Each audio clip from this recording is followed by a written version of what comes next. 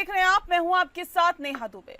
उत्तर प्रदेश के कई जिलों में बाढ़ से हालात खराब हैं। यूपी के 17 जिले बाढ़ की चपेट में हैं। इसमें 16 जिले ऐसे हैं जिन पर गंगा यमुना का कहर बरपा है। यूपी के प्रयागराज से बलिया तक गंगा के किनारे बसे इलाके डूब रहे हैं। प्रयागराज शहर के सलोरी, राजापुर, दारागंज, बघाड़ा जैसे इलाके कई डूब गए हैं। वहीं मिर्जापुर, वाराणसी, चंदौली, बलिया में भी हालात ठीक नहीं हैं। लेकिन सबसे ज्यादा असर प्रयागराज में देखने को मिल रहा है, जहां पर संगम नगरी में 7 महीने पहले महाकुंभ के दौरान पैर रखने की जगह नहीं थी, वहां अब पानी ही पानी है। उत्तर, दक्षिण, पूर्व, पश्चिम में पूरा संगम क्षेत्र विशाल समंदर जैसा दिख रहा है।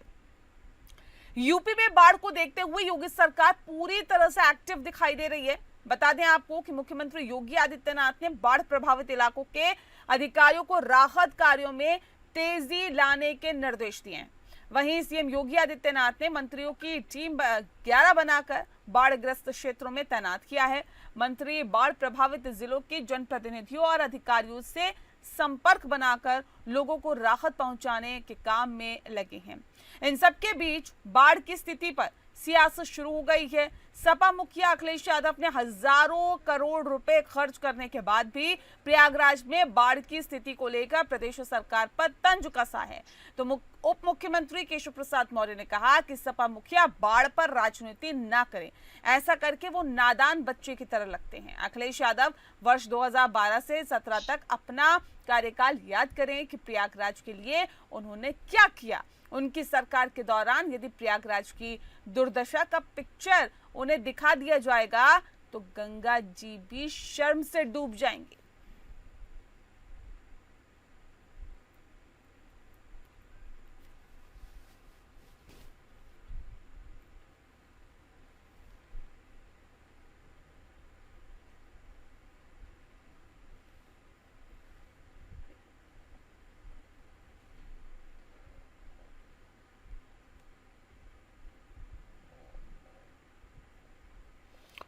और इस विषय पे तफसील से चर्चा करेंगे। खास मेहमान हमारे साथ मौजूद है, उनसे आपका परिचय करा देते हैं। इस वक्त हमारे साथ राघवेंद्र जी हैं, प्रवक्ता हैं बीजेपी के।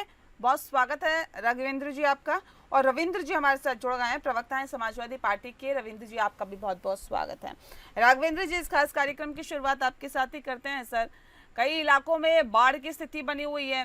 इसमें यूपी के 17 जिले ऐसे हैं जो बाढ़ की चपेट में हैं, 16 जिले ऐसे जिन पर गंगा यमुना का कहर बरपा हुआ है।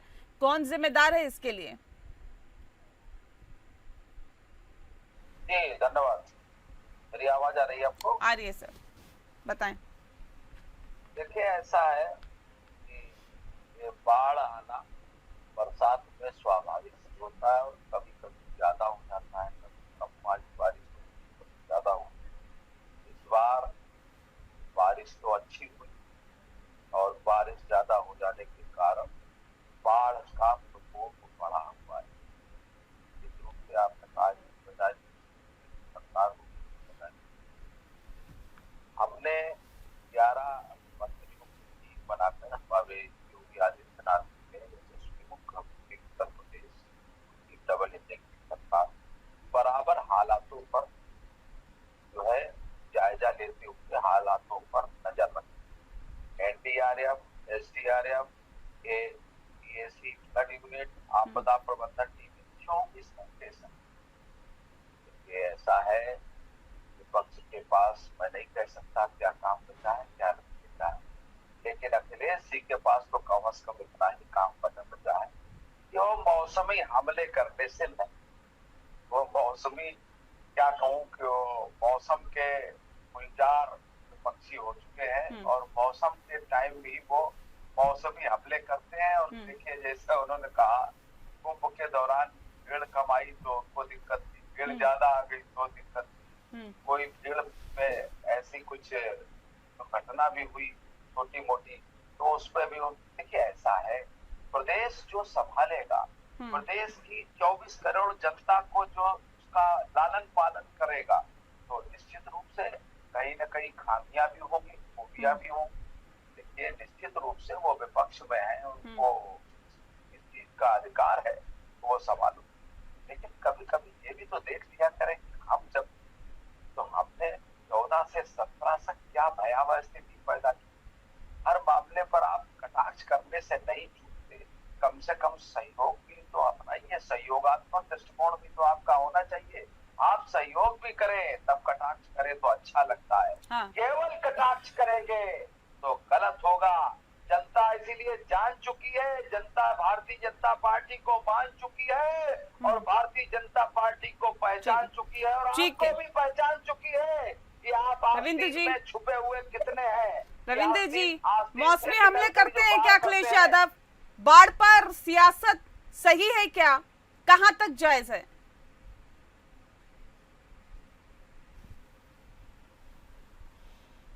रविंद्र जी, क्योंकि हम राजनीतिक पार्टी हैं, सियासत करने के लिए बने हैं, इसके लिए रजिस्टर्ड भी हैं। यही हाल भारतीय जनता पार्टी का भी है। और जो राजनीति हम करते हैं वो जनता के लिए करते हैं। जो भी बाढ़ पे राजनीति कर रहे हैं और जो भी जन मुद्दे आएंगे उस पर राजनीति हम लोग करेंगे। लेकिन आप लोग बाढ़ की समस्या जो आती है, आषाढ़ सावन भादों में आती है, तो खाली बाढ़ की समस्या नहीं आती, जल निकासी की भी आती है। जल निकासी की समस्या से नगर और महानगर पीड़ित होते हैं और बाढ़ की समस्या से ग्रामीण लोग प्रभावित होते हैं, खेत प्रभावित होता है, मवेशी प्रभावित होते हैं। क्योंकि भ्रष्टाचार हुआ, जम के भ्रष्टाचार हुआ तटबंधों के निर्माण में। कुछ मैं बता दे रहा हूं आपको कि महाराजगंज में तटबंधों के निर्माण में करोड़ों रुपए का घोटाला हो गया, झांसी में तटबंधों के निर्माण में करोड़ों रुपए का घोटाला हो गया, कुशीनगर में तटबंधों के निर्माण में घोटाला हो गया, गोंडा में एल्गिन बांध पे सिंचाई मंत्री और उनके प्रमुख सचिव लड़ते रहे, तो अरबों रुपए तो ढका गए, तो बाढ़ आना स्वाभाविक था। अब बाढ़ बता रहे हैं, जो उत्तर प्रदेश सरकार बता रही है कि 21 जनपदों में आया हुआ है। इस 21 जनपदों में भारतीय जनता पार्टी के प्रवक्ता नहीं बता पाए व्यवस्था क्या किया है। मैं बता देता हूं जो इनका सरकार दावा कर रही है। इनका सरकार दावा कर रही है कि हमने बाढ़ राहत केंद्र खोले हैं, उसमें भोजन के पैकेट दिए हैं और भोजन के पैकेट का मेन्यू दिया हुआ है। तो ना तो कहीं पर बाढ़ग्रस्त क्षेत्र में एनडीआरएफ दिखाई पड़ रही है, ना टीम 11 का फोन उठ रहा है, ना जो संबंधित अधिकारी लगाए गए हैं ना तो दिख रहे हैं, ना उनका फोन उठ रहा है। एक लेखपाल से पूछने पर फोन द्वारा मेरे द्वारा कहा गया कि भैया आना पड़ेगा, उस पे तहसील पे आना पड़ेगा, लाइन लगाएंगे, जो प्रभावित लोग हैं उनका फोटो खींचेगा तब मिलेगा। तो जितने भी राहत के कार्य हो रहे हैं वो टीवी चैनल में हो रहे हैं, अखबारों में हो रहे हैं, स्थानीय स्तर पे नहीं हो रहे हैं। मवेशियों का बहुत नुकसान हुआ है, जनता का बहुत नुकसान हुआ है। अब क्या कर रहे हैं, आधार कार्ड मांग रहे हैं कि अगर आपको राहत सामग्री लेनी हो आधार कार्ड लाइए। अरे बाढ़ग्रस्त गांव में आधार कार्ड खोदेगा कोई अपना? क्या जो गांव में रह रहा था वो पाकिस्तान से आया था क्या? इस प्रकार का जो जैसी अराजकता इन लोगों ने फैला रखी है, उस हिसाब से लगता है कि मनुष्यों के लिए इनके पास कोई संवेदनशीलता नहीं है। पता नहीं क्या क्या बोल रहे हैं, पहचान लिया क्या कर लिया। हवाई सर्वे की बात करते हैं, हवाई सर्वे अभी मक्का के लिए हुआ था, मक्का में क्या हुआ कुछ मालूम नहीं चला। हवाई सर्वे अभी कांवड़ के लिए हुआ था, पूरे अराजकता में बीत गया। अभी हवाई सर्वे कर रहे हैं, जनता के पैसा को लुटा रहे हैं। हवाई सर्वे मतलब जनता के पैसे को लुटाना। हवाई सर्वे कर रहे हैं बाढ़ में और इनके अधिकारी नीचे खड़े होकर पैसे को लूट रहे हैं। तटबंधों के निर्माण के नाम पे लूटा, अब राहत सामग्री के नाम पे लूट रहे हैं। कम से कम नाव तो दे दें ये। नाव तो दे दे। राघवेंद्र जी कह रहे हैं, देखिए जमीनी हकीकत आप जो बता रहे हैं उससे बहुत अलग है। कह रहे हैं आप देखिए जो बाढ़ के हालात है, ऐसा पहली बार तो हुआ नहीं उत्तर प्रदेश में। जब आप 2012 से 2017 की जो रिपोर्ट कार्ड दिखाते हैं समाजवादी पार्टी को, तो उसके बाद की भी रिपोर्ट कार्ड खुद देखनी चाहिए ना सर। और जो जमीनी हालात है, क्या वो जो आप बता रहे हैं सेम वैसे ही है? क्योंकि ऐसा लग तो रहा नहीं है।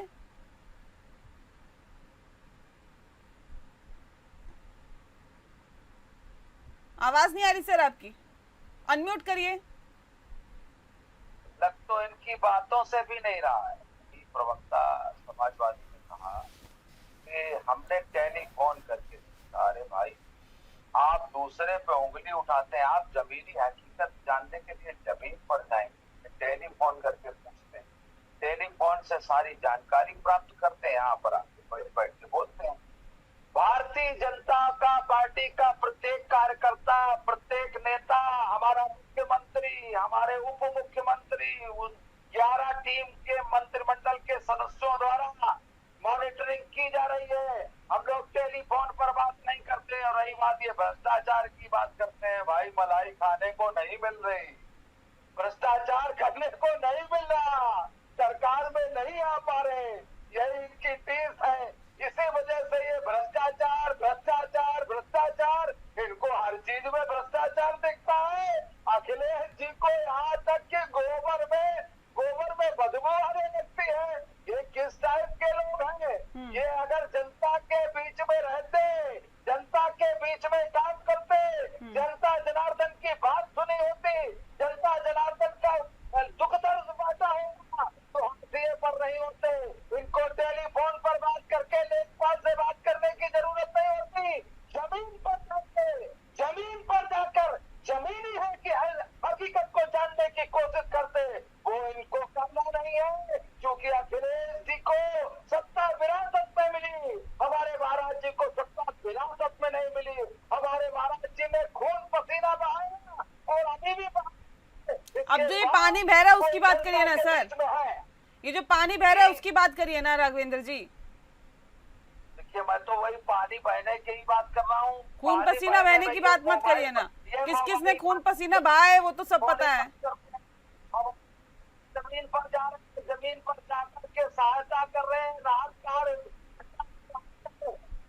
लेकिन जो फोन पे पूछेगा उसको नहीं दिखेगा। आपसे हम फोन पे बात कर सकते हैं, देख नहीं सकते, क्योंकि आप मोबाइल से भी जो दिखाएंगे अपने मतलब का दिखाएंगे, हमारे मतलब का नहीं दिखाएंगे। तो इन्होंने कहा हम लोगों ने टेलीफोन पर बात की, ये टेलीफोन पर बात करने वाले व्यक्ति हैं।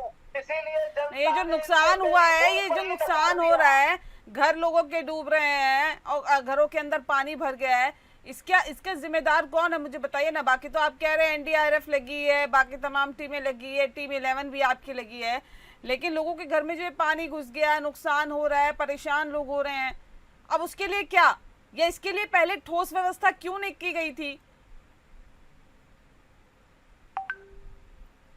रूप से ठोस व्यवस्था की जाती है और की गई।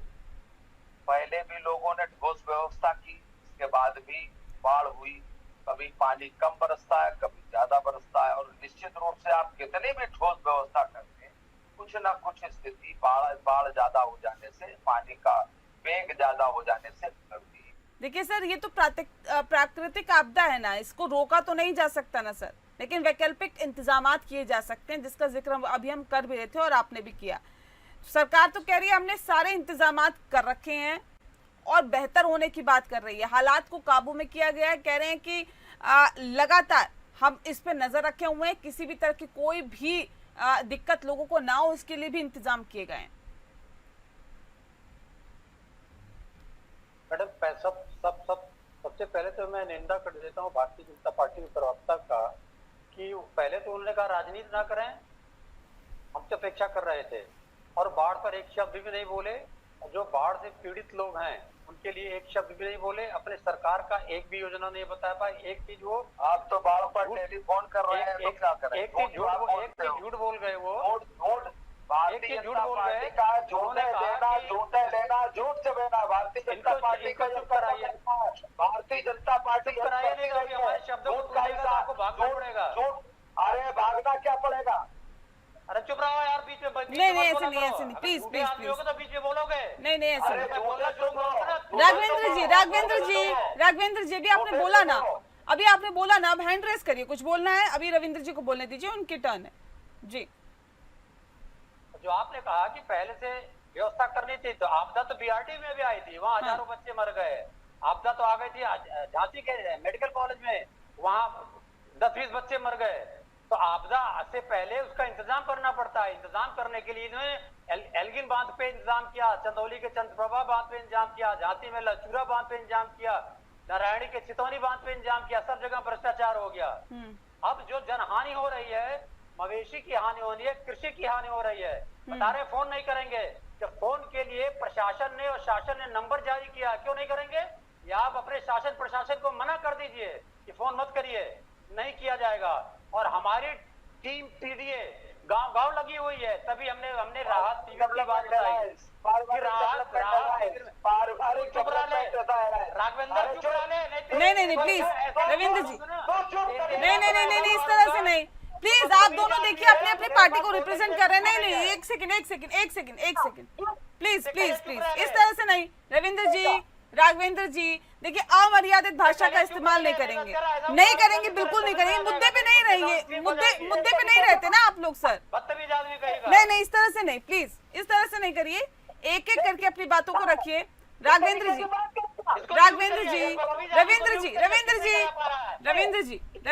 राघवेंद्र जी, देखिए आप लोग अक्सर बैठते हैं, नहीं प्लीज आप लोग अक्सर बैठते हैं और बहुत ही सम्मानित है हमारे लिए और बहुत ही बेहतर तरीके से आप लोग अपनी बातों को रखते हैं सर।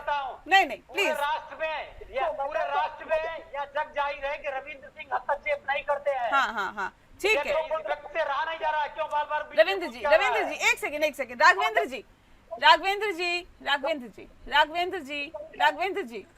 जी प्लीज आप समझिए, सुनिए पहले थोड़ा धैर्य रखिए। देखिए मैंने पहले भी कहा, एक दूसरे को बीच में इंटरफेयर मत करिए ना।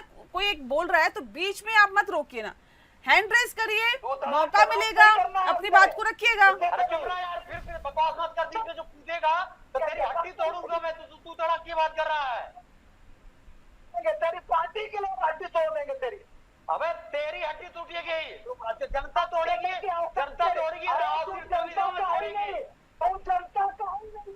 तू बदतमीज आदमी है, तुझे बदतमीजी करने के लिए चैनल पे भेजा गया। ऐसे ही बदतमीजी राहत शिविरों में कर रहा है, ऐसे ही तेरी पार्टी राहत शिविरों में बदतमीजी कर रही है।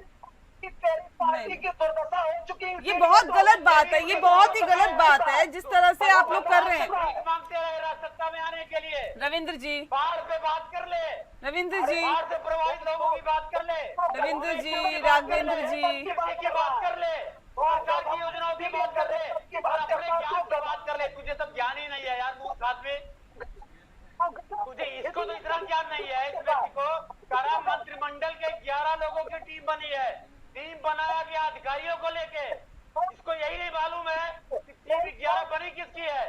तो ऐसे मूर्ख ऐसे ही चिल्लाते हैं, मूर्खों के पास कुछ करने के लिए नहीं होता है, ऐसे ही चिल्लाएंगे।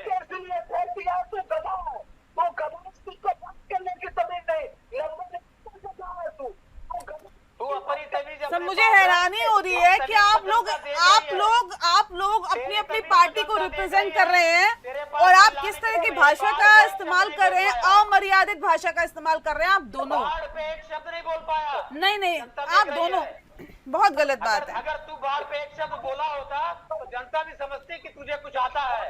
नहीं ये नहीं मालूम है। नहीं सर, बहुत गलत बात है। मुद्दे पे रहिए प्लीज, मुद्दे पे रहिए। रविंद्र जी, राघवेंद्र जी प्लीज, नहीं ऐसे मत करिए, ऐसे नहीं करना ना, ऐसे नहीं करना प्लीज। समझिए आप लोग, क्या आप लोगों की इमेज बन रही है, आप लोगों की पार्टी की क्या इमेज बन रही है जनता में। आपको लोग सुन रहे हैं सर, नेशनल टीवी पे आप लोग इस तरह की ऐसी भाषा का इस्तेमाल कर रहे हैं। नहीं किसी ने भी शुरू किया, नहीं करना है ना सर। नहीं, अपना आपा इंसान नहीं खोता है। एक अच्छा प्रवक्ता, एक अच्छा श्रोता भी होता है सर, और उसके बाद अगर आप इस तरह की भाषा का इस्तेमाल करेंगे तो ये सरासर गलत है सर, बहुत गलत बात है।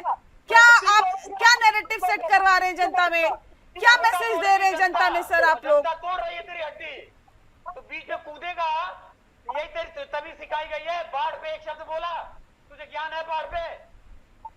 बोल रहा मंत्रिमंडल के 11 लोग लगाए गए हैं।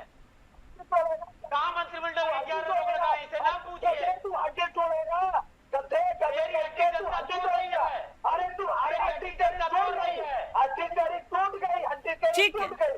नहीं बहुत गलत बात है। इस तरह की भाषा का इस्तेमाल अगर आप नेशनल टेलीविजन पे कर रहे हैं तो मुझे लगता है कि आप लोगों की पार्टी के नेता भी देख रहे होंगे, और ये बहुत ही गलत बात है सर, बहुत ही गलत बात है। बहुत शुक्रिया आप सभी का हमारे साथ इस खास कार्यक्रम के माध्यम से जुड़ने के लिए।